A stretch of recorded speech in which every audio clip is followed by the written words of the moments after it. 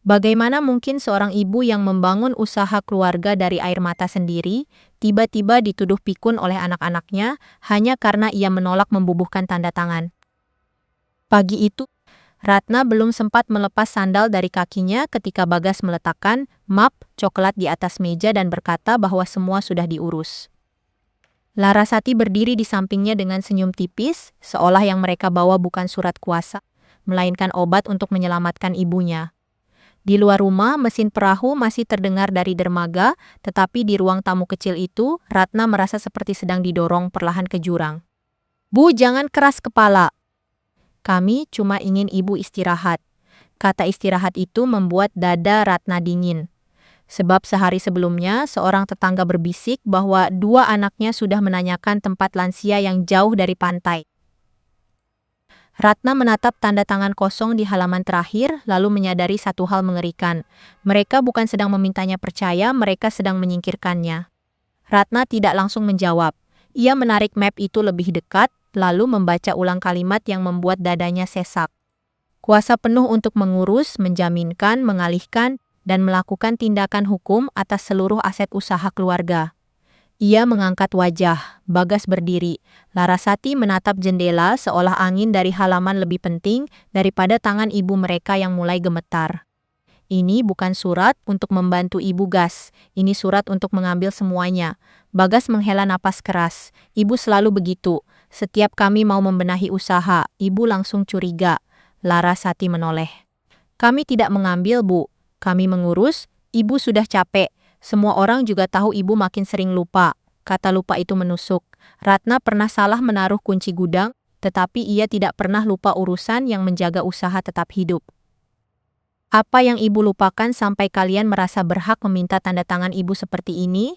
Ibu lupa bahwa zaman sudah berubah. Kalau semua keputusan menunggu ibu, usaha ini mati. Usaha ini mati atau kalian sudah menjanjikannya kepada orang lain? Wajah Bagas berubah. Larasati segera menyela bahwa itu hanya tawaran kerja sama. Namun Ratna sudah melihat nama perusahaan asing di halaman pertama, nama yang sama sekali tidak pernah ia setujui masuk ke urusan keluarga. Kalau hanya kerja sama, kenapa nama mereka ada di surat kuasa keluarga? Bagas hendak mengambil map itu. Tetap Ratna mentahannya. Ya, ibu jangan mempersulit. Ini cuma bahasa hukum. Bahasa hukum yang bisa membuat ibu kehilangan rumah, kantor, gudang, dan perahu. Rumah itu juga rumah kami. Benar. Tetapi, selama ibu masih hidup, rumah itu bukan barang dagangan. Bagas mengambil kunci mobil dari meja.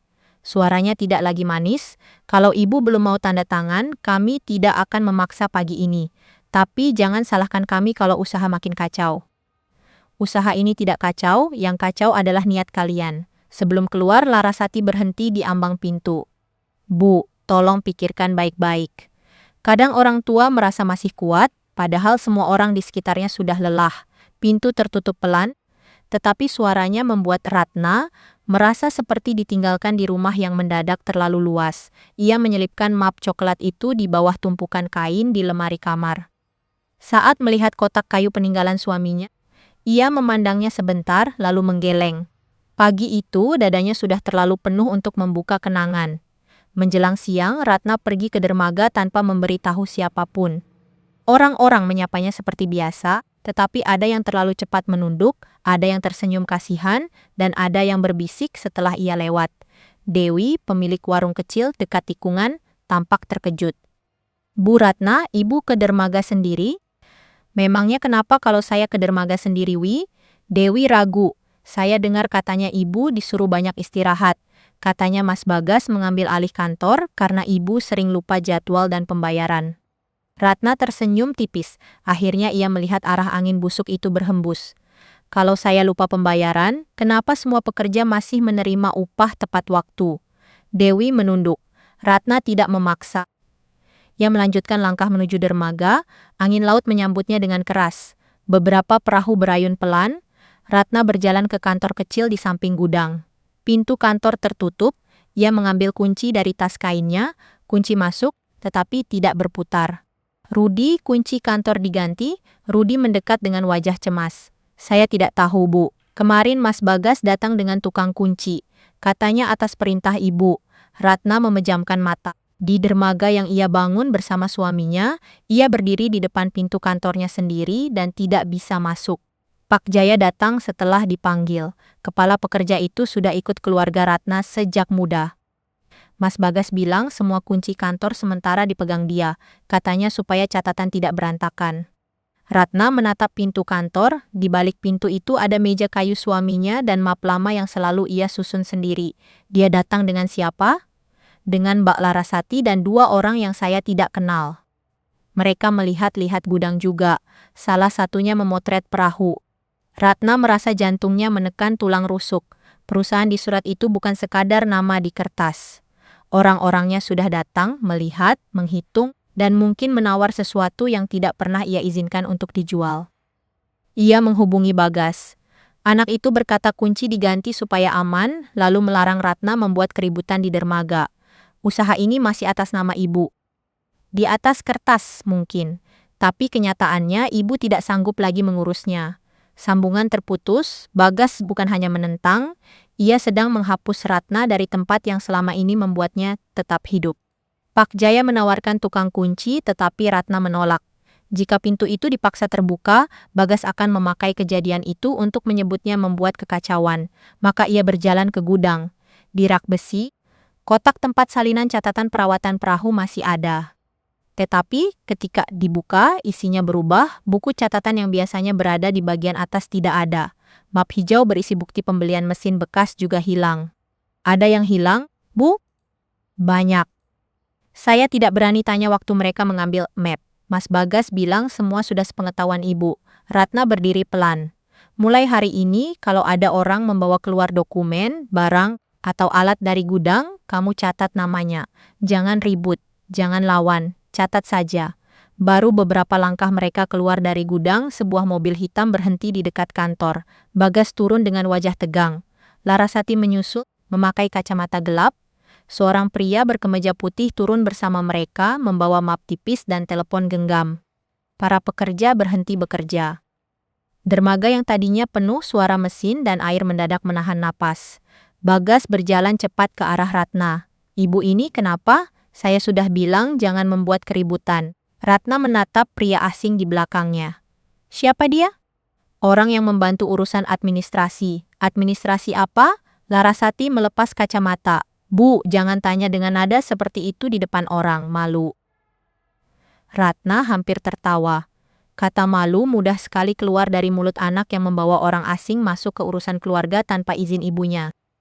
Saya yang seharusnya malu, Laras. Saya datang ke kantor sendiri, kuncinya sudah diganti. Saya buka gudang sendiri, dokumennya sudah hilang. Lalu anak-anak saya datang membawa orang yang namanya pun tidak saya tahu.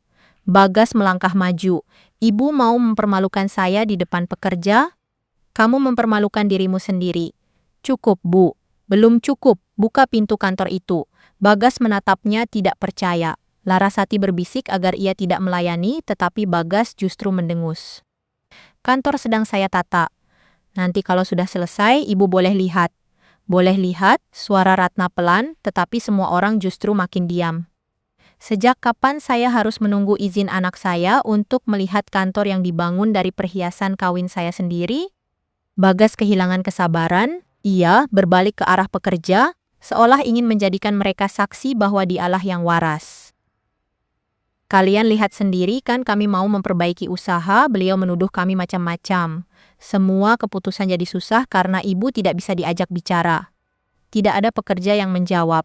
Rudi menunduk, Pak Jaya menatap papan dermaga. Ratna merasa wajahnya panas, jangan bawa pekerja ke dalam urusan mulutmu, Bagas. Bagas menunjuk deretan perahu. Perahu itu tua. Kantor itu jelek. Sistem ibu ketinggalan, kalau terus begini usaha ini mati. Tapi ibu lebih suka mempertahankan cara lama karena takut kehilangan kendali. Saya takut kehilangan amanah, bukan kendali. Amanah tidak membayar hutang perawatan kapal, Bu. Kalimat itu keluar terlalu cepat. Larasati langsung menoleh ke Bagas. Pria asing itu pura-pura menatap teleponnya. Ratna menangkap perubahan kecil itu. Hutang apa? Hutang usaha. Ibu tidak mengerti. Kalau hutang usaha, mana catatannya? Semuanya di kantor. Kalau begitu buka. Bagas menatapnya dengan mata menyala. Larasati maju dan memegang lengan Ratna. Bu, sudah. Kita bicara di rumah saja, di sini banyak orang. Ratna menepis pelan tangan putrinya. Justru karena banyak orang, kalian tidak bisa mengubah ucapan sesuka hati nanti. Larasati tersinggung.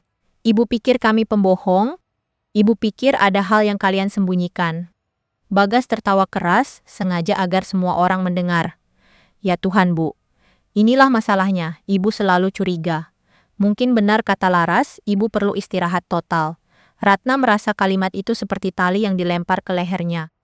Mereka sedang membangun cerita bahwa ia tidak sehat, tidak jernih, tidak layak dipercaya. Setiap bantahan darinya akan dipakai sebagai bukti bahwa ia keras kepala. Pak Jaya tiba-tiba melangkah maju. Mas Bagas, maaf. Selama ini Bu Ratna masih mencatat pembayaran dengan benar. Kami tidak pernah merasa beliau lupa urusan kerja. Bagas menoleh tajam. Saya tidak bertanya pada kamu. Sesuatu dalam diri Ratna mengeras. Jangan bentak pekerja saya, pekerja ibu, Bagas mengulang dengan sinis. Semua selalu ibu, perahu ibu, kantor ibu, pekerja ibu. Kami ini apa? Penumpang, kalian anak. Tapi kalian sedang bersikap seperti penagih.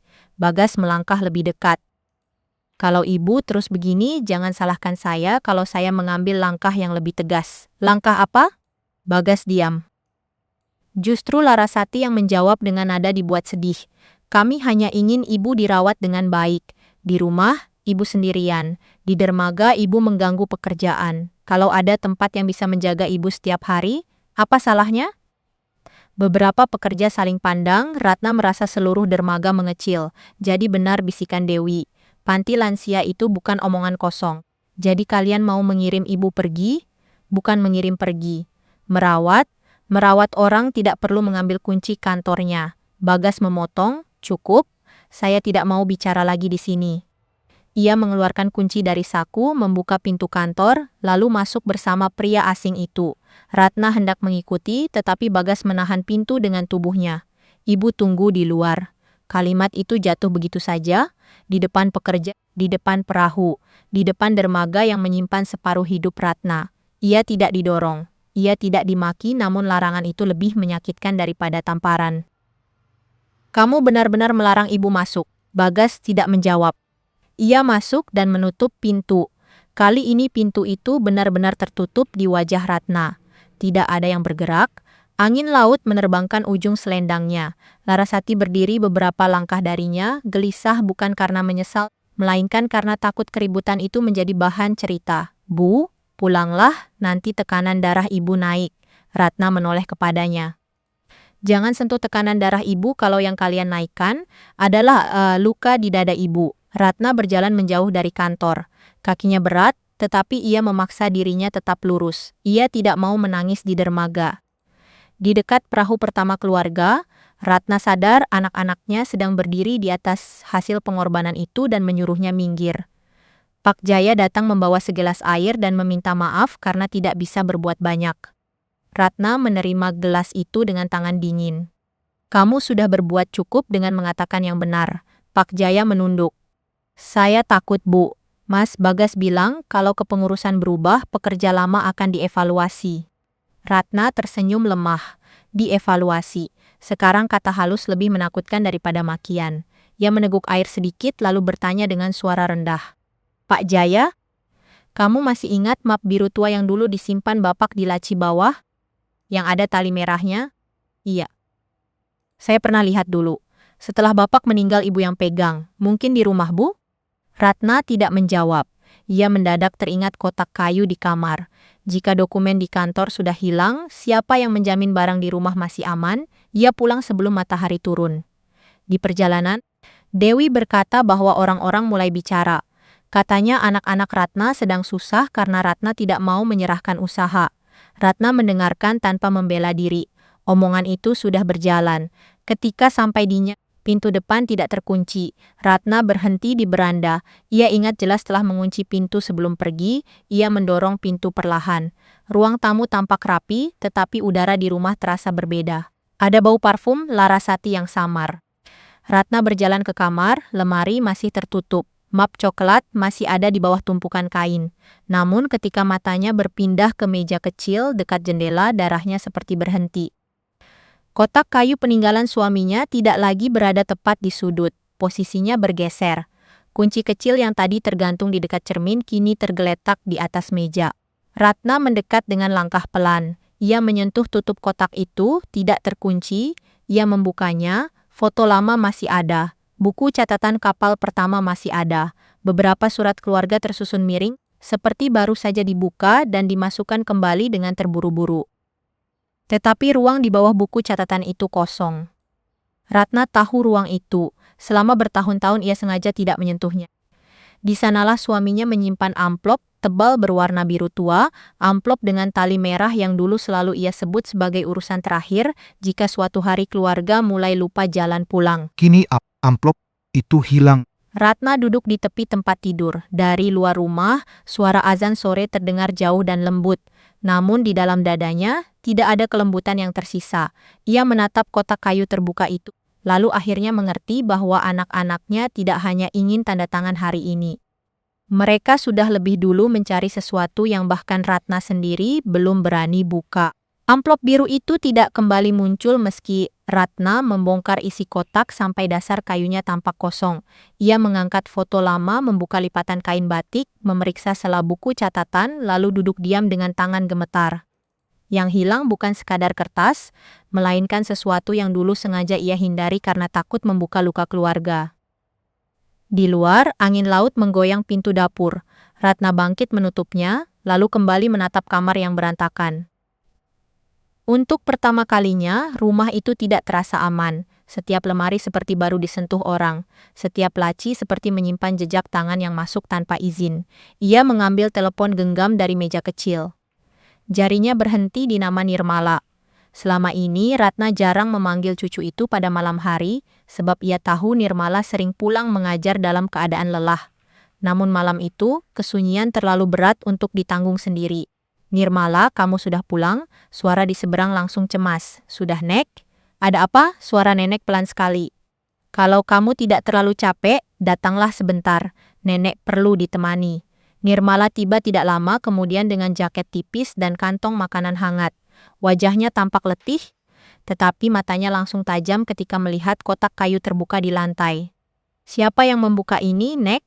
Ratna menunjuk ruang kosong di antara tumpukan surat. Ada amplop yang hilang, biru tua, pakai tali merah. "Kakekmu dulu menyimpannya di sana." "Apa isinya?" Ratna menggeleng. "Nenek tidak pernah membukanya. Dulu kakekmu cuman bilang, kalau keluarga mulai ribut soal usaha, nenek harus melihat amplop itu. Setelah dia meninggal, nenek selalu takut." Nirmala berjongkok dan mulai menyusun surat yang berserakan. Gerakannya pelan, penuh hormat, seolah setiap kertas adalah bagian dari umur neneknya. Ratna memperhatikannya dengan dada perih. Dua anak kandungnya datang membawa surat kuasa. Cucu yang sering dianggap menumpang justru datang membawa bubur, telinga dan kesabaran. Bagas dan Tante Laras tahu soal amplop itu? Seharusnya tidak, tapi mereka sudah masuk kantor, mengganti kunci, dan mengambil dokumen. Mungkin mereka mencari hal yang sama.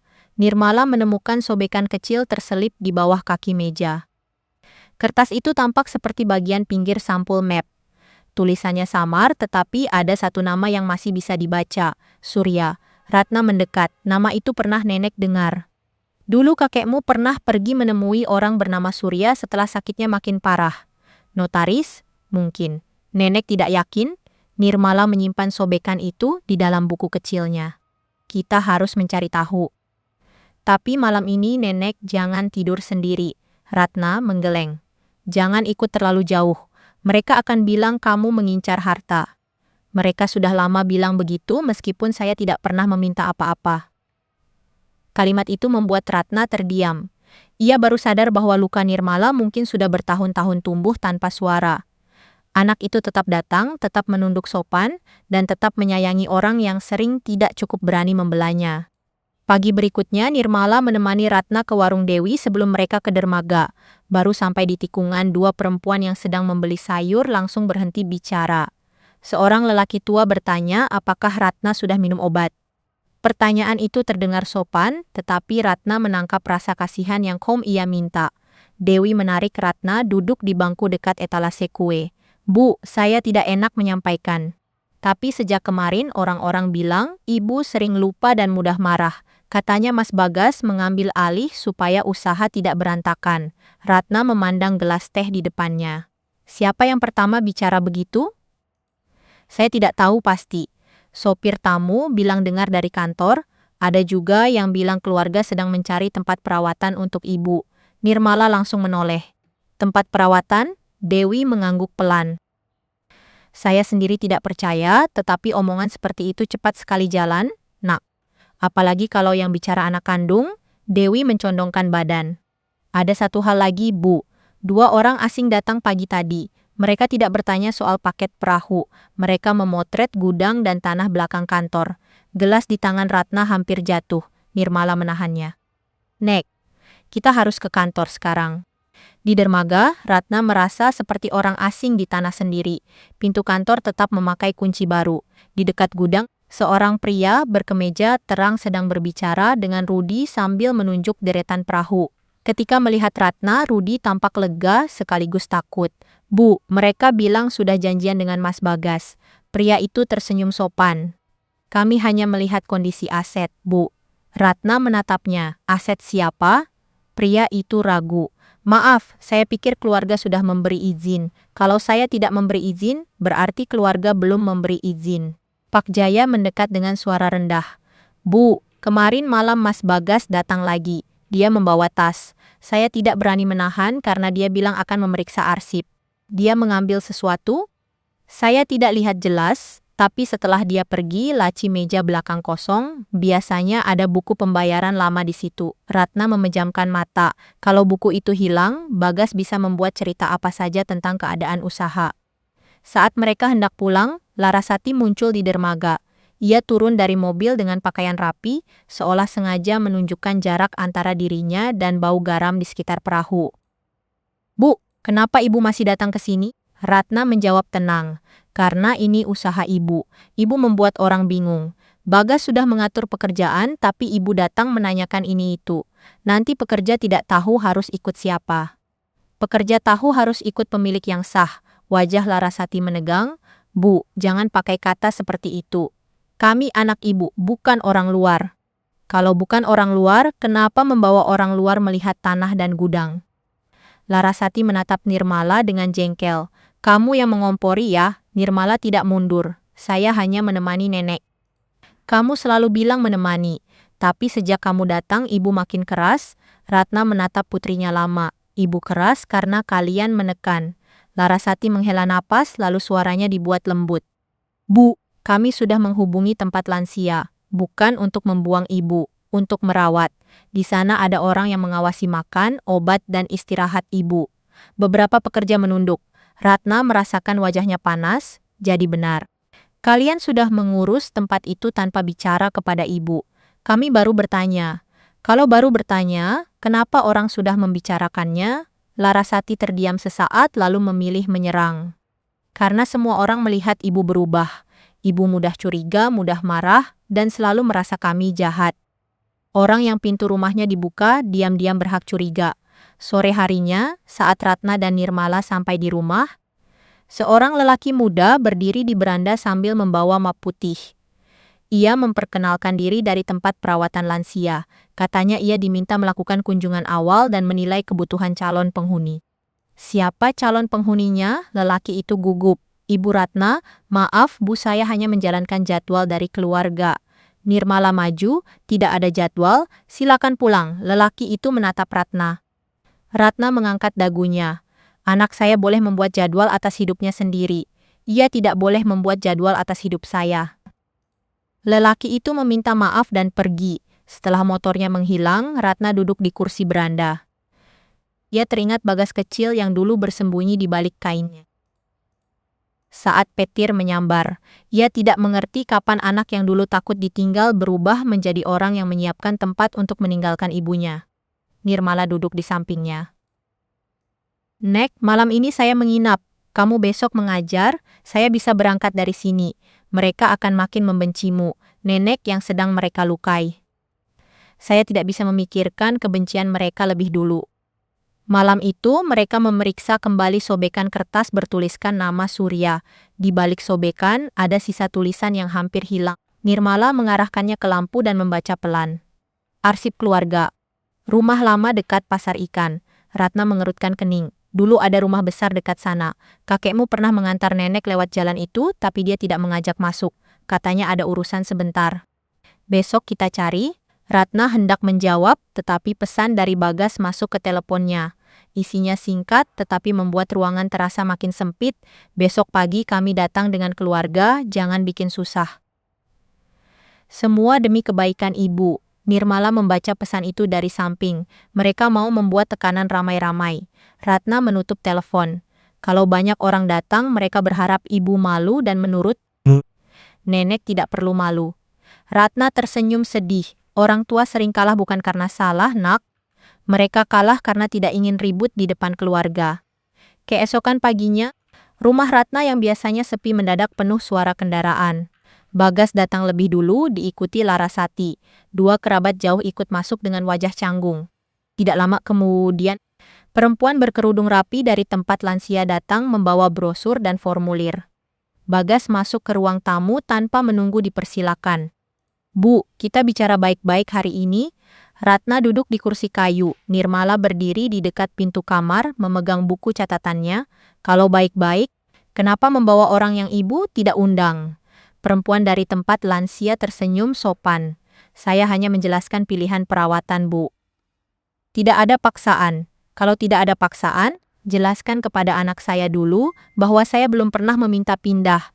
Perempuan itu terdiam. Bagas segera mengambil alih. Bu, jangan mulai dengan nada seperti itu, kami khawatir. Ibu sendiri di rumah. Ibu sering pergi ke dermaga tanpa memberitahu. Ibu menuduh kami mengambil barang. Itu tanda ibu butuh pendampingan. Ratna menatap kerabat yang duduk di samping Larasati. Kalian percaya saya tidak bisa berpikir hanya karena Bagas berkata begitu? Salah satu kerabat menghindari tatapan. Kami hanya ingin keluarga rukun. Bagas dan Larasati pasti tidak mungkin berniat buruk.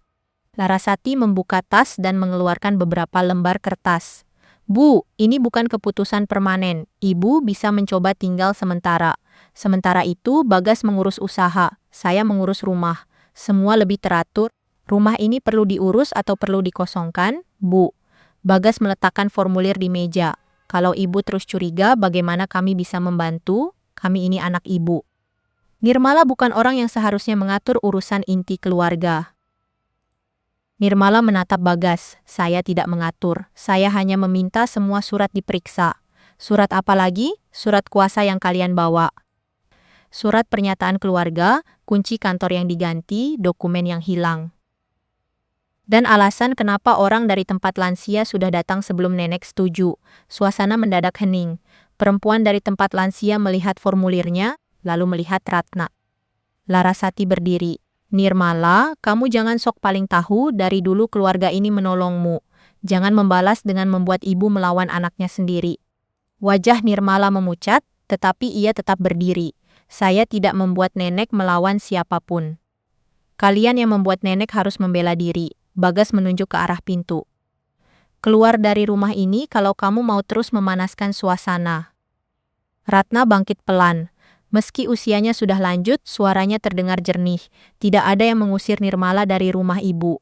Bagas menatap ibunya dengan marah. Jadi ibu memilih dia daripada anak sendiri? Ratna menggenggam tepi meja. Ibu memilih kebenaran. Kalau anak sendiri datang dengan cara yang benar, ibu akan memeluknya. Kalau anak sendiri datang dengan surat yang menjerat, ibu harus bertanya. Bagas tertawa pendek. Lihat, kan? Ibu sudah dipengaruhi. Dulu ibu tidak pernah bicara seperti ini. Dulu kamu tidak pernah mengganti kunci kantor ibu. Kerabat yang sejak tadi dia mulai gelisah. Larasati menekan suaranya. Kami cuma ingin ibu aman. Orang yang aman tidak perlu disuruh tanda tangan sambil ditakut-takutkan. Nirmala membuka buku catatannya. Ia mengambil sobekan kertas kecil dan meletakkannya di meja. Sebelum bicara soal tempat lansia, saya ingin tahu siapa Surya dan kenapa namanya muncul dari arsip lama setelah kotak peninggalan kakek dibongkar. Mata Larasati bergerak cepat ke arah Bagas. Hanya sekejap, tetapi Ratna melihatnya. Bagas juga melihat sobekan itu, lalu wajahnya mengeras. Nama lama tidak ada hubungannya dengan keadaan ibu sekarang. Kalau tidak ada hubungannya, kenapa kalian tegang? Bagas memukul meja dengan telapak tangan. Perempuan dari tempat lansia tersentak. Cukup.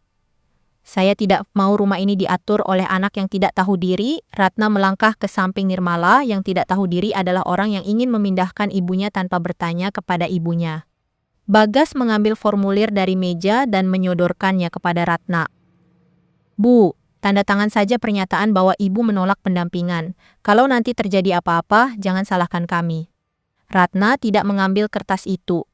Ia menatap garis kosong untuk tanda tangan, lalu melihat wajah Bagas. Tidak ada lagi senyum anak, yang ada hanya tekanan yang dibungkus tanggung jawab. Nirmala menutup buku catatannya dengan pelan, lalu berdiri di depan meja. Nenek tidak akan pergi kemanapun. Tidak ke tempat lansia, tidak ke rumah siapapun, dan tidak menandatangani surat apapun sebelum semua dokumen diperiksa. Bagas menoleh tajam, kamu tidak punya hak memutuskan. Ratna menggenggam tangan Nirmala, tangannya dingin, tetapi genggamannya kuat. Kali ini dia benar, ibu tidak akan pergi kemanapun sebelum semua surat diperiksa. Bagas menatap genggaman itu seolah tangan Ratna dan Nirmala baru saja menutup pintu yang selama ini ia kira bisa ia dobrak kapan saja. Rahangnya mengeras. Larasati berdiri di dekat sofa dengan wajah pucat, sementara perempuan dari tempat lansia perlahan merapikan formulirnya, seakan tidak ingin terlalu lama berada di rumah yang sudah berubah menjadi bara. Baik. Kalau ibu mau mempermalukan kami di depan orang luar, silakan. Ratna tidak melepas tangan Nirmala. Yang membuat malu bukan orang yang bertanya, gas. Yang membuat malu adalah orang yang datang membawa keputusan atas hidup ibunya sendiri. Bagas menyambar map dari meja. Kerabat jauh yang tadi ikut datang mulai berdiri dengan kikuk. Tidak ada lagi yang berani menyebut perawatan. Tidak ada lagi yang bicara soal kebaikan. Kata-kata indah itu mendadak kehilangan tempat setelah Ratna menolak tunduk. Larasati menahan langkah di pintu. Bu, ibu akan menyesal. Bagas sudah terlalu banyak menanggung beban. Jangan membuat kami terlihat seperti anak durhaka. Ratnatna memandang putrinya dengan mata lelah. Kalau kalian tidak ingin terlihat seperti anak durhaka, berhentilah berbuat seperti itu. Pintu tertutup keras setelah mereka pergi. Rumah kembali sunyi, tetapi sunyi kali ini bukan ketenangan. Sunyi itu seperti bekas teriakan yang masih menggantung di langit-langit. Nirmala perlahan melepas genggamannya, lalu melihat Ratna duduk kembali dengan napas berat. Nenek kuat? Ratna tersenyum tipis, orang tua kadang terlihat kuat karena tidak punya pilihan lain. Nirmala mengambil segelas air dari dapur.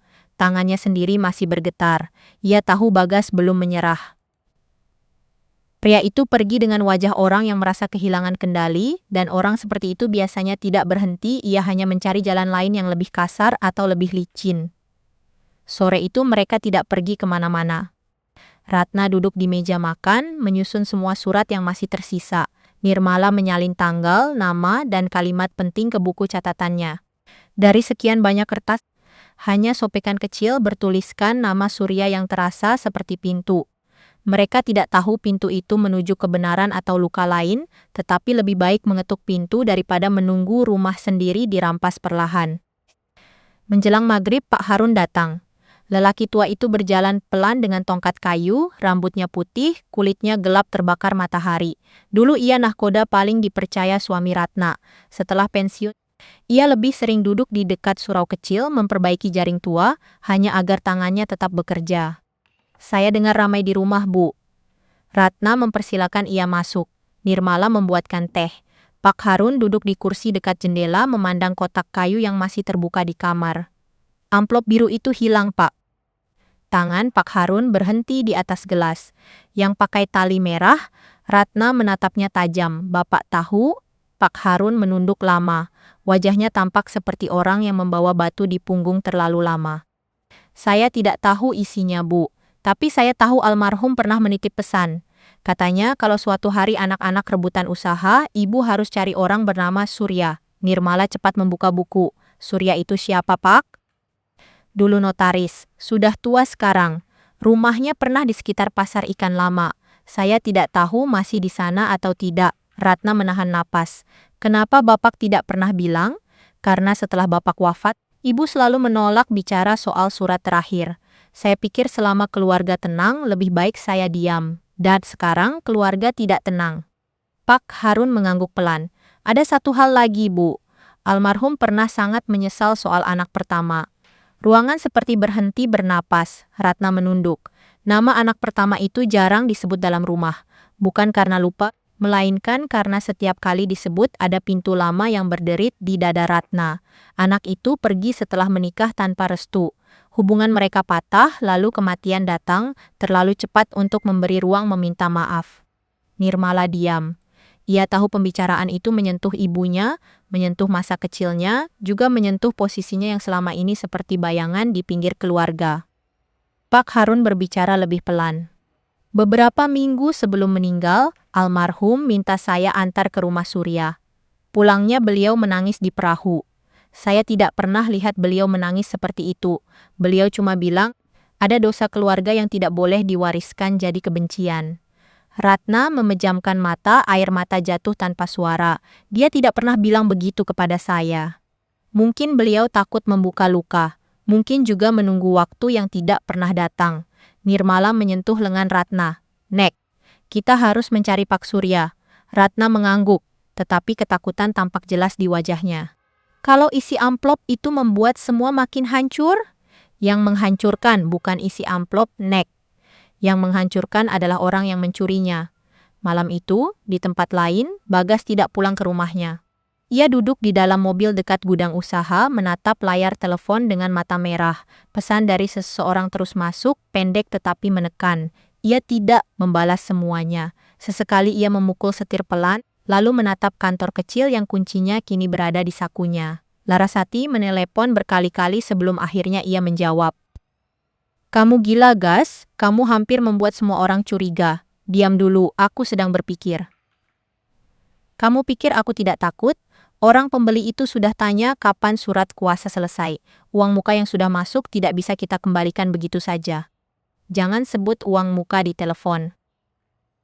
Kalau transaksi batal, mereka bisa menagih ke aku, makanya ibu harus dibuat menandatangani. Dia tidak akan tanda tangan selama Nirmala ada, nama itu membuat Bagas menutup mata. Anak itu harus dijauhkan. Caranya, Bagas tidak menjawab. Ia melihat Pak Jaya berjalan melewati gudang dan segera menurunkan kaca mobil. Pak Jaya, lelaki itu berhenti dengan wajah waspada. Ya, Mas? Mulai besok, kalau ibu datang, jangan beri akses ke gudang tanpa izin saya. Pak Jaya tampak ragu. Maaf, Mas, gudang itu masih milik Bu Ratna. Bagas tersenyum dingin. Kamu masih ingin kerja di sini? Pertanyaan itu menggantung lebih berat daripada ancaman terang-terangan. Pak Jaya menunduk, tetapi tidak langsung mengiyakan. Bagas menaikkan kaca mobil sebelum lelaki tua itu sempat menjawab. Ia benci melihat orang kecil berani ragu kepadanya. Semua terasa lepas dari genggamannya hanya karena ibunya tidak mau menjadi lemah sesuai rencananya. Pagi berikutnya Ratna, Nirmala, dan Pak Harun pergi mencari rumah Surya. Mereka tidak memakai mobil Bagas. Nirmala menyewa kendaraan kecil dari tetangga agar tidak menarik perhatian. Jalan menuju pasar ikan lama melewati ganggang sempit, warung sayur, bengkel motor dan rumah tua dengan tembok kusam. Ratna duduk di belakang memegang tas kain berisi salinan surat yang tersisa. Sepanjang jalan, ia lebih banyak diam. Setiap kali melewati rumah dengan pohon mangga, matanya mencari ingatan lama. Ia teringat suaminya pernah turun di sebuah gang dan memintanya menunggu di warung. Saat itu Ratna terlalu letih mengurus anak-anak dan usaha, sehingga tidak bertanya banyak. Kini diam masa lalu terasa seperti kesalahan yang datang menagih. Mereka berhenti di depan rumah tua berpagar rendah. Pohon mangga besar tumbuh miring di halaman, cat dindingnya pudar, tetapi nomor rumah kayu masih tergantung. Pak Harun mengangguk pelan, seingat saya ini rumahnya. Seorang perempuan paruh baya membuka pintu setelah Nirmala mengetuk. Ia menatap mereka dengan hati-hati. Kami mencari Pak Surya. Apakah beliau masih tinggal di sini? Perempuan itu memandang Ratna, lalu Pak Harun. Bapak sudah jarang menerima tamu, beliau sakit. Ratna melangkah mendekat. Saya Ratna Wulandari. Suami saya dulu pernah mengurus surat dengan beliau. Ini penting sekali. Nama itu membuat wajah perempuan itu berubah sedikit. Ia mempersilakan mereka menunggu di ruang depan. Rumah itu berbau obat, kertas tua, dan kayu lembab. Di dinding ada rak berisi map-map tebal yang sudah menguning. Nirmala memperhatikan setiap rak, berharap sekaligus takut. Tidak lama kemudian, seorang lelaki tua keluar dari kamar dengan kursi roda. Tubuhnya kurus, matanya cekung, tetapi tatapannya masih jernih. Perempuan tadi membisikkan sesuatu kepadanya. Surya menatap Ratna lama seolah menarik wajah itu dari tumpukan ingatan. Ibu Ratna. Ratna berdiri. Bapak masih ingat saya? Saya ingat suami ibu lebih jelas daripada saya ingat makan pagi tadi. Pak. Harun menunduk memberi hormat. Surya memintanya duduk. Nirmala memperkenalkan diri dengan sopan. Tetapi Surya menatapnya sedikit lebih lama daripada yang wajar. Tatapan itu membuat Nirmala merasa seakan lelaki tua itu tahu sesuatu yang belum ia tahu. Ratna mengeluarkan sobekan kertas. Kami menemukan ini setelah kotak peninggalan suami saya dibongkar orang. Amplop biru yang dulu disimpan di rumah hilang. Pak Harun bilang Bapak mungkin tahu. Surya menerima sobekan itu dengan tangan gemetar. Ia membaca perlahan, lalu memejamkan mata. Jadi akhirnya hari itu datang. Ratna merasakan tenggorokannya kering. Hari apa, Pak? Hari ketika surat itu harus berbicara karena manusia terlalu lama diam. Nirmala mencondongkan badan. Apakah Bapak masih menyimpan salinannya? Perempuan yang menjaga Surya tampak cemas. Pak, dokter bilang Bapak tidak boleh terlalu lama mengurus arsip. Surya mengangkat tangan pelan. Kalau saya diam hari ini, dokter tidak bisa mengobati rasa bersalah saya. Ia meminta diantar ke ruang belakang. Mereka mengikuti dengan langkah pelan. Ruang itu penuh lemari besi tua dan kardus arsip. Surya meminta perempuan itu mengambil kunci dari laci meja kecil. Kunci bergerincing di tangannya yang lemah. Saya tidak menyimpan semua berkas orang. Tapi ada beberapa berkas yang saya simpan karena pemiliknya meminta dengan sangat. Suami ibu salah satunya. Ratna berpegangan pada pinggir meja. Bayangan suaminya yang pendiam muncul begitu kuat sampai ia hampir bisa mendengar suara lelaki itu memanggil namanya. Surya membuka lemari besi. Di dalamnya ada map coklat tua yang dibungkus plastik bening. Ia meminta Nirmala mengambilnya karena tangannya tidak kuat. Nirmala melakukannya hati-hati. Di sampul map tertulis nama keluarga Ratna dengan tinta yang sudah memudar. Jangan buka semuanya sekarang, kata Surya. Ratna terkejut. Kenapa? Karena ada bagian yang bisa membuat hati ibu goyah sebelum waktunya. Yang penting hari ini adalah membuktikan bahwa ibu masih punya hak penuh untuk menolak penjualan. Pak Harun menatap Surya. Jadi benar ada surat itu? Surya mengangguk. Benar. Dan surat itu dibuat saat almarhum sadar penuh. Ada saksi, ada catatan. Tidak boleh sembarang orang menghapusnya. Nirmala menggenggam map itu tetapi ia tidak membukanya. Pak, Bagas dan Larasati mencoba membawa nenek ke tempat lansia dan menuduh beliau tidak mampu mengurus usaha. Surya menarik napas panjang, itu cara lama yang menyakitkan. Jika orang tidak bisa mengambil harta dari tangan pemiliknya, mereka mencoba mengambil kepercayaan orang terhadap pikiran pemilik itu. Ratna menunduk. Kalimat itu tepat mengenai luka yang sedang ia rasakan. Apakah saya harus melawan anak sendiri, Pak? Surya memandangnya lembut. Ibu tidak sedang melawan anak, ibu sedang melawan perbuatan yang salah. Darah tidak membuat kesalahan menjadi benar. Ratna memejamkan mata. Selama bertahun-tahun ia mengira menjaga keluarga berarti menelan semua kepahitan. Ia takut satu bantahan membuat rumah pecah. Ia takut membuka rahasia lama membuat Nirmala terluka. Ia takut nama anak pertamanya kembali menjadi perdebatan. Namun hari itu ia melihat bahwa diamnya justru memberi ruang bagi orang lain menulis cerita palsu tentang dirinya. Surya meminta Nirmala membuka halaman pertama map. Kertas di dalamnya sudah tua, tetapi tulisan dan capnya masih jelas. Ia menunjuk bagian tertentu dengan ujung jarinya yang bergetar. Baca pelan, nak, hanya bagian yang saya tunjuk. Nirmala menatap Ratna lebih dulu. Ratna mengangguk. Suara Nirmala terdengar tertahan saat ia membaca. Selama Ratna Wulandari masih hidup dan mampu menyatakan kehendaknya, tidak satu pun anak, kerabat, atau pihak lain berhak menjual, mengalihkan, menjaminkan, atau menyerahkan usaha perahu keluarga tanpa persetujuan tertulis darinya. Ruangan itu sunyi. Di luar, suara pedagang dari pasar ikan terdengar jauh, tetapi bagi Ratna dunia seperti berhenti pada satu kalimat. Ia menatap tulisan itu lama lalu merasakan lututnya melemah, bukan karena takut. Untuk pertama kalinya setelah berhari-hari dihimpit, ia merasa ada suara dari masa lalu yang berdiri di sisinya. Suara dari masa lalu itu tidak langsung membuat Ratna berani, tetapi membuatnya mampu berdiri tanpa merasa sendirian. Ia menatap kertas tua di atas meja Surya lalu menekan dada dengan telapak tangan. Jadi selama ini dia sudah menyiapkan perlindungan untuk saya. Surya mengangguk pelan. Bukan hanya untuk ibu, tapi jangan buka bagian lain di sini. Salin bukti yang paling mendesak dulu. Surat ini cukup untuk menghentikan siapapun yang mencoba menjual usaha tanpa persetujuan ibu. Nirmala memotret halaman itu setelah Surya mengizinkan. Tangannya tidak lagi gemetar, ada kemarahan yang membuatnya lebih tegak, bukan kemarahan yang ingin menghancurkan, tetapi kemarahan orang yang terlalu lama melihat ketidakadilan diselimuti kata keluarga. Pak Harun berdiri di dekat pintu memandangi map tua itu dengan mata berkaca-kaca. Almarhum benar-benar tahu hari seperti ini bisa datang. Ratna menutup matanya. Ia ingin marah kepada suaminya karena menyimpan begitu banyak hal sendirian, tetapi di saat yang sama ia merasa diselamatkan oleh diam lelaki itu. Kadang rahasia yang menyakitkan menjadi payung terakhir. Surya menuliskan pernyataan dengan tangannya yang lemah bahwa dokumen itu pernah dibuat secara sah dan salinannya masih berada dalam arsip lamanya. Tulisan Surya tidak rapi, tetapi setiap hurufnya seperti batu yang disusun untuk menahan banjir. Ibu Ratna, setelah pulang jangan sendirian. Orang yang sudah berani mengambil amplop dari kamar ibu tidak akan takut membuat cerita baru. Ratna mengangguk. Saya sudah terlalu lama diam, Pak. Diam ada waktunya. Bicara juga ada waktunya. Mereka pulang saat langit mulai merah. Di jalan, Nirmala menerima pesan dari Dewi. Bagas mengundang keluarga besar dan orang lingkungan ke kantor usaha besok sore. Katanya, ia ingin menjelaskan keadaan Ratna agar tidak ada lagi salah paham. Nirmala membacakan pesan itu pelan di dalam kendaraan. Ratna memandang keluar jendela. Ia tahu maksud Bagas.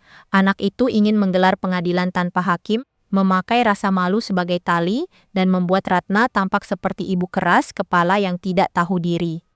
Berarti besok dia ingin memutuskan sesuatu di depan banyak orang. Pak Harun menghela napas. Kalau begitu, kita juga datang dengan kebenaran, Bu. Ratna menoleh kepada Nirmala. Kamu siap kalau mereka menyerangmu? Nirmala menatap map tua di pangkuannya. Saya sudah terlalu sering diserang tanpa bukti. Besok setidaknya saya berdiri dengan bukti. Malam itu, Ratna tidak bisa tidur.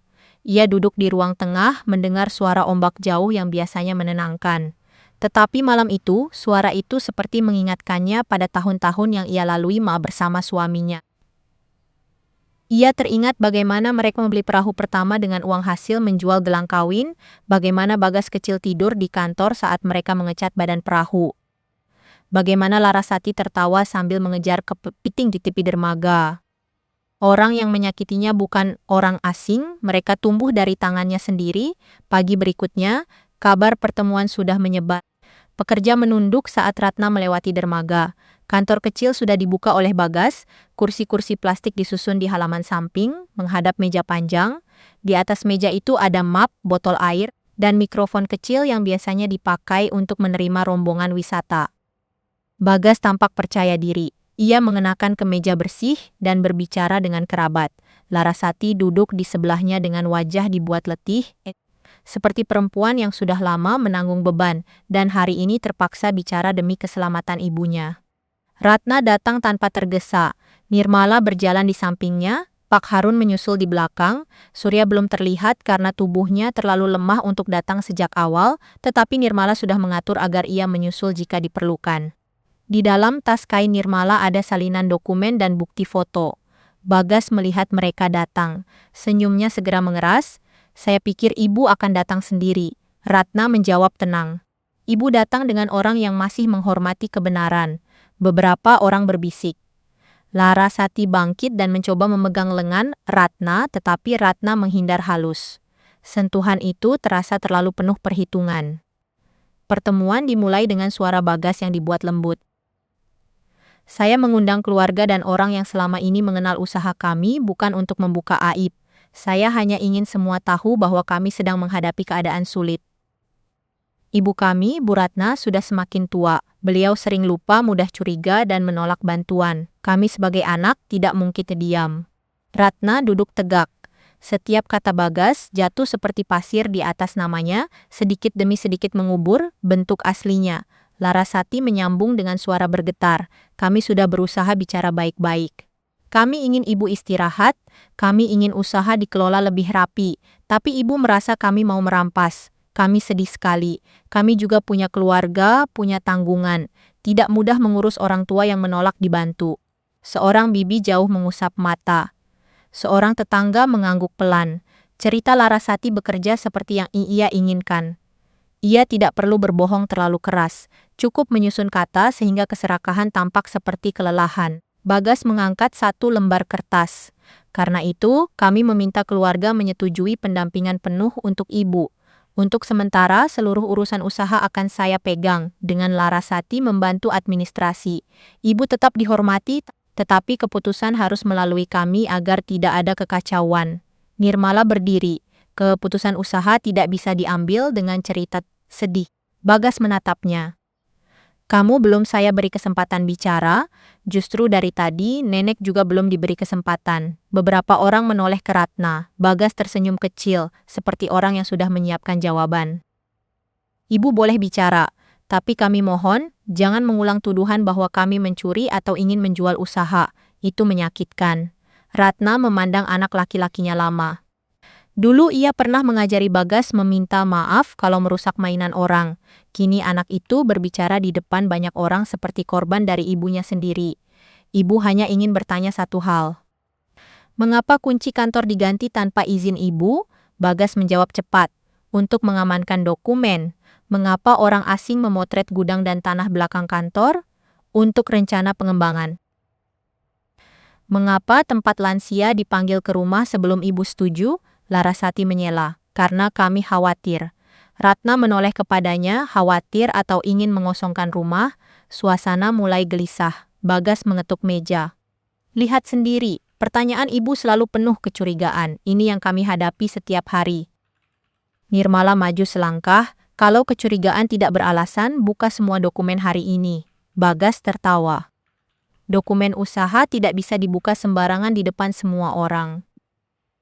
Surat pernyataan untuk mengambil alih hidup nenek bisa dibuka di depan semua orang, tapi dokumen yang menjadi alasannya tidak bisa? Pak Harun menahan senyum tipis. Pekerja mulai saling pandang. Bagas merasakan arah ruangan bergeser, lalu wajahnya mengeras. Kamu tidak punya hak menuntut apapun di sini. Dari belakang terdengar suara lemah tetapi jelas. Dia punya hak untuk bertanya, semua orang menoleh. Surya masuk dengan kursi roda yang didorong oleh perempuan yang menjaganya. Pak Harun segera membantu membuka jalan. Kehadiran lelaki tua itu membuat Bagas kehilangan napas sesaat. Larasati menunduk terlalu cepat. Ratna berdiri. Pak Surya. Surya mengangkat tangan pelan. Maaf terlambat. Tubuh saya lambat tapi ingatan saya belum sepenuhnya mati. Bagas memaksakan senyum. Maaf, Bapak siapa? Ini pertemuan keluarga. Saya orang yang menyimpan salah satu alasan mengapa pertemuan ini tidak boleh dipakai untuk merampas hak Ibu Ratna. Hening turun seperti jaring besar. Surya meminta Nirmala membuka map. Nirmala mengambil salinan halaman pertama. Selama Ratna Wulandari masih hidup dan mampu menyatakan kehendaknya, tidak satupun anak, kerabat atau pihak lain berhak menjual, mengalihkan, menjaminkan, atau menyerahkan usaha perahu keluarga tanpa persetujuan tertulis darinya. Bagas berdiri, itu surat lama, belum tentu berlaku. Surya menatapnya datar. Surat lama tidak otomatis mati hanya karena ada orang muda yang ingin cepat menjual. Bagas memerah. Nirmala membuka telepon genggamnya. Ia menaruh cetakan foto di meja, foto orang asing di dermaga, foto mereka memotret gudang, foto papan tanah belakang yang diberi tanda kecil. Lalu ia mengeluarkan salinan percakapan yang diberikan Dewi dari salah satu pekerja yang ketakutan tentang jadwal peninjauan aset sebelum transaksi. Kalau tidak dijual, mengapa ada peninjauan aset? Larasati bangkit. Itu hanya rencana pengembangan wisata. Dengan uang muka, wajah Larasati langsung kaku. Bagas menatap Nirmala tajam. Kamu menuduh tanpa bukti. Nirmala membuka lembar lain. Kali ini suaranya sedikit bergetar, tetapi ia tetap membaca. Ada transfer masuk ke rekening Larasati dari pihak yang sama dengan orang yang datang melihat gudang. Keterangan transfernya tertulis tanda jadi kerja sama aset. Larasati menjerit kecil, "Itu bukan untuk penjualan, itu biaya konsultasi." Ratna memejamkan mata sebentar. Ia sudah menduga ada sesuatu, tetapi mendengar kata uang masuk tetap membuat hatinya seperti dijatuhkan. Putrinya tidak hanya ikut bicara, ia sudah menerima sesuatu dari orang luar. Bagas mencoba mengambil kertas itu, tetapi Pak Harun menahan tangannya. "Jangan sentuh sebelum semua orang melihat," Bagas menepisnya. "Kamu cuma bekas pekerja, jangan ikut campur." Pak Harun menatapnya dengan luka yang tenang. "Saya mungkin bekas pekerja, tapi saya melihat ibumu menjual gelang kawin untuk membeli perahu pertama. Saya melihat ayahmu bekerja dengan demam. Saya lebih tahu harga usaha ini daripada anak yang baru datang ketika mau menjual." Kata-kata itu membuat pekerja tua menunduk. Bagas tidak lagi bisa memakai wajah anak berbakti. Surya memberi isyarat kepada Nirmala untuk melanjutkan. Nirmala mengeluarkan salinan dokumen lain. Kali ini dari catatan yang ditemukan di arsip Surya dan dicocokkan dengan buku pembayaran lama yang sempat difoto Pak Jaya sebelum hilang. Ada juga surat jaminan aset yang memakai tanda tangan nenek. Tapi nenek tidak pernah menandatangani surat ini. Bagas membeku. Ratna menatap lembar itu. Tanda tangannya memang ada, tetapi bentuknya kaku, terlalu rapi, dan tidak memiliki tekanan khas tangannya. Ia tidak perlu ahli untuk tahu bahwa tanda tangan itu bukan dari tangannya. Bagas. Hanya satu kata, namun nama itu keluar dari mulut Ratna seperti doa yang patah. Bagas mengangkat kedua tangan. "Saya melakukan itu untuk menyelamatkan usaha. Dengan memalsukan tanda tangan ibu, itu bukan palsu. Itu persetujuan keluarga." Surya menggeleng. Persetujuan keluarga tidak bisa menggantikan kehendak pemilik yang masih hidup dan mampu bicara. Larasati mulai menangis, tetapi air matanya terasa tidak sama seperti penyesalan. Ia melihat orang-orang mulai menatapnya lalu menunjuk Bagas. "Aku tidak tahu soal tanda tangan itu.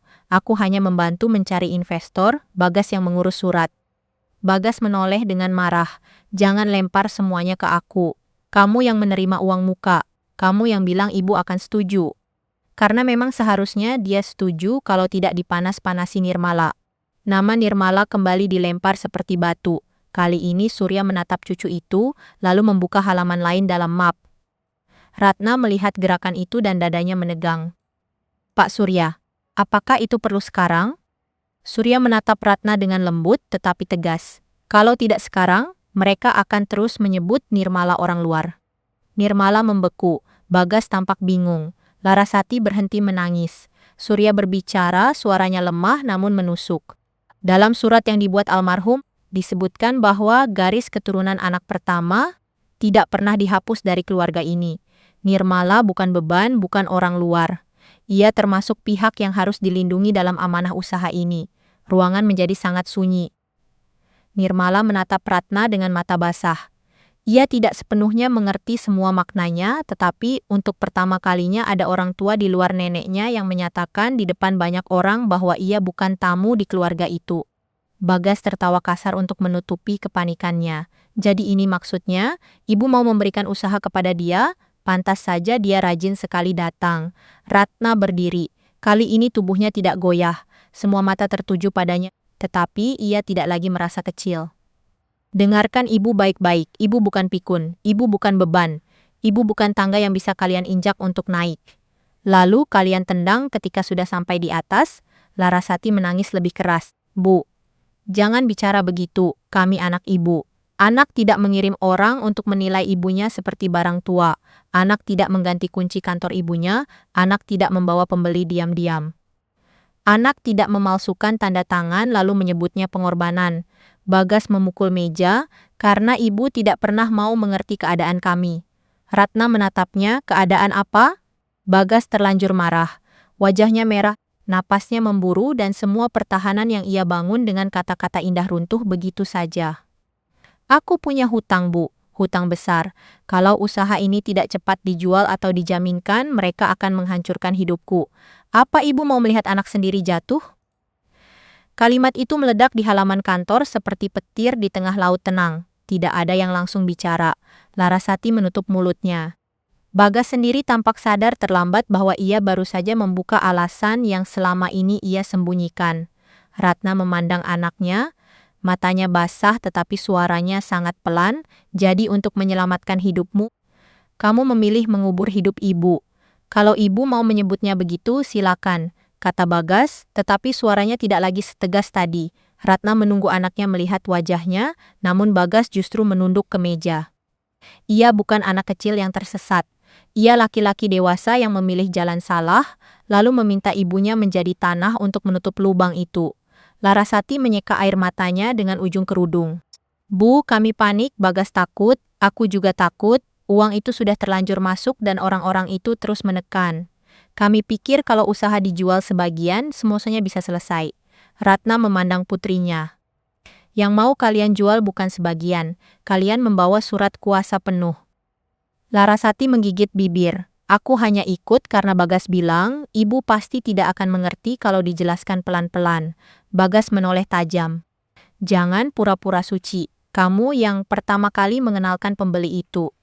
Karena kamu bilang hutangmu sudah dikejar orang, dan kamu menerima uangnya. Suara mereka saling menampar di depan semua orang. Tidak ada lagi wajah anak berbakti, tidak ada lagi alasan perawatan, tidak ada lagi kalimat demi kebaikan ibu. Semua berubah menjadi perebutan siapa yang paling sedikit bersalah. Ratna mengangkat tangan. Cukup. Satu kata itu membuat halaman kantor kembali diam. Mulai hari ini, tidak ada lagi pembicaraan penjualan, pengalihan, atau jaminan apapun atas usaha ini tanpa persetujuan ibu. Kunci kantor dikembalikan. Semua dokumen yang kalian ambil dikembalikan.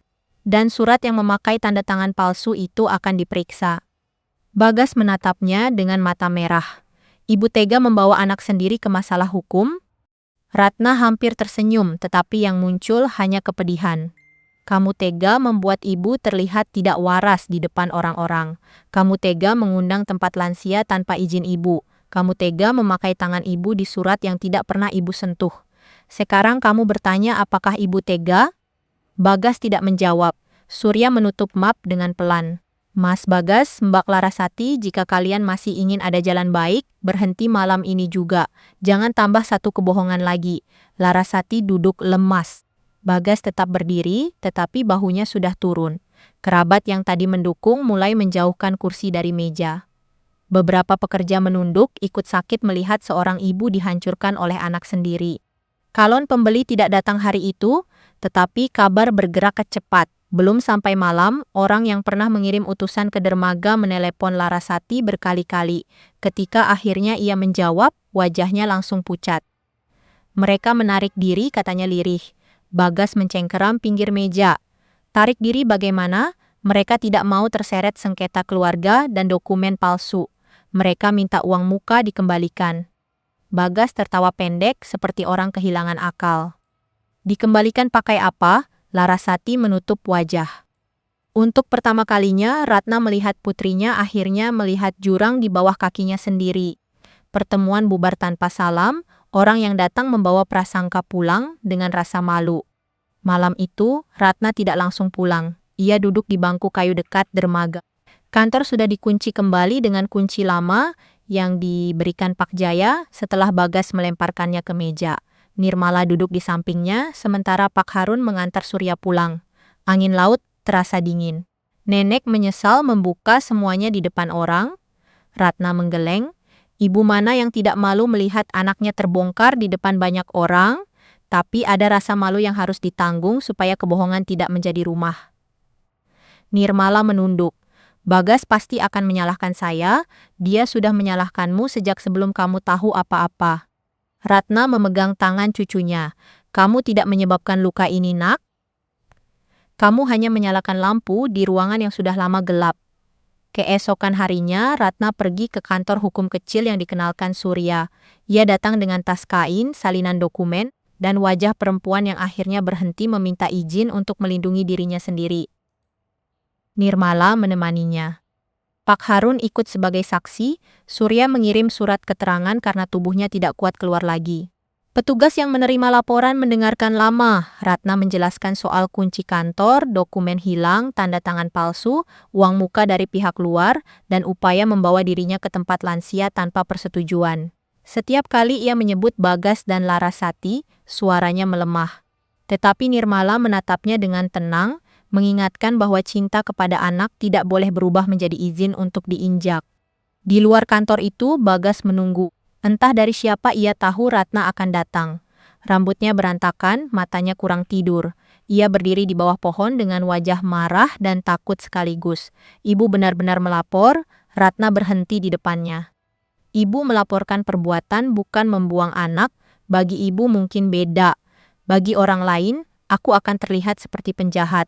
Yang membuatmu terlihat seperti itu bukan laporan ibu, perbuatanmu sendiri. Bagas mendekat. Aku bisa memperbaiki semuanya. Beri aku waktu. Waktu untuk apa? Mengembalikan amplop yang hilang, mengembalikan uang yang kamu pakai, mengembalikan nama baik ibu yang sudah kamu rusak? Bagas diam. Bu, aku takut. Kalimat itu membuat hati Ratna retak. Seburuk apapun Bagas, suara takutnya masih terdengar seperti anak kecil di telinga ibunya. Tetapi kali ini Ratna tidak memeluknya seperti dulu. Ia hanya berdiri, menahan air mata agar tidak menjadi pintu bagi kebohongan baru. Ibu juga takut, tapi ibu tidak memakai ketakutan ibu untuk menghancurkan hidupmu. Bagas menutup wajahnya. Ratna berjalan melewatinya dengan langkah pelan. Larasati datang ke rumah Ratna 2 hari kemudian. Ia tidak membawa tas mahal, tidak memakai wangi parfum yang biasa memenuhi ruangan. Ia berdiri di beranda dengan mata sembab. Bu, aku datang bukan untuk meminta ibu mencabut laporan.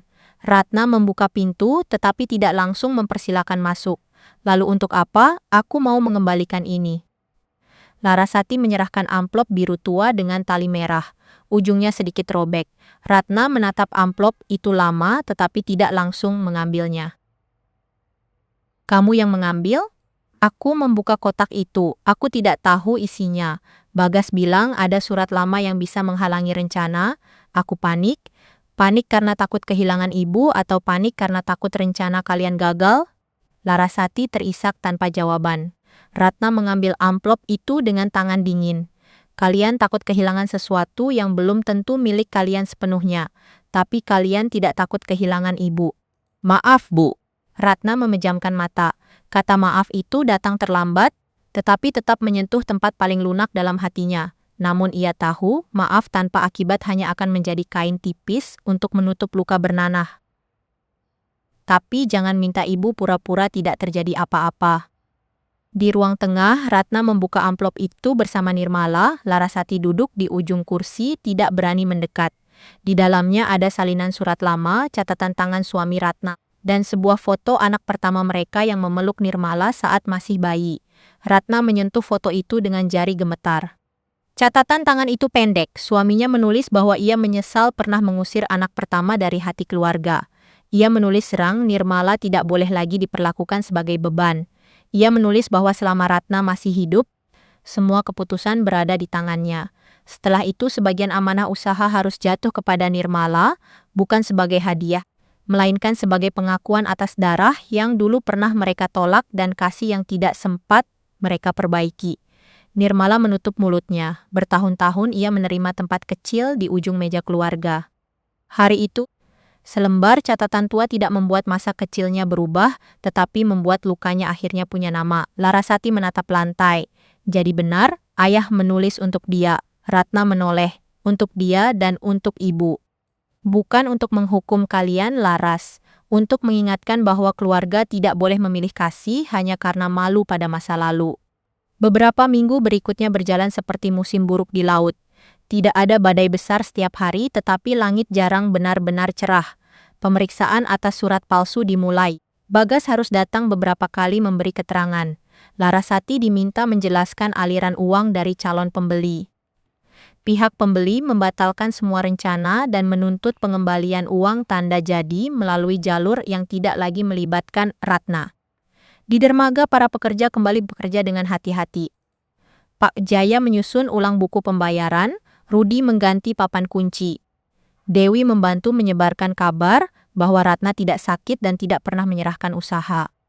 Orang-orang yang dulu berbisik kini menyapa dengan rasa bersalah. Ada yang meminta maaf, ada yang hanya menunduk. Ratna menerima semua dengan tenang. Nirmala mulai datang setiap sore setelah mengajar. Ia belajar membaca catatan pemasukan, jadwal perawatan kapal, biaya bahan bakar, dan cara menghadapi wisatawan. Awalnya ia canggung.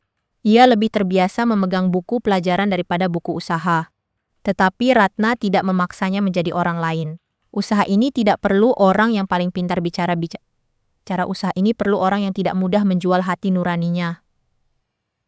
Nirmala tersenyum. Kalau saya salah hitung, kita hitung ulang. Kalau orang menipu saya, Kamu belajar melihat mata orang bukan cuma angka. Kalau saya tidak sanggup, Ratna memandang laut.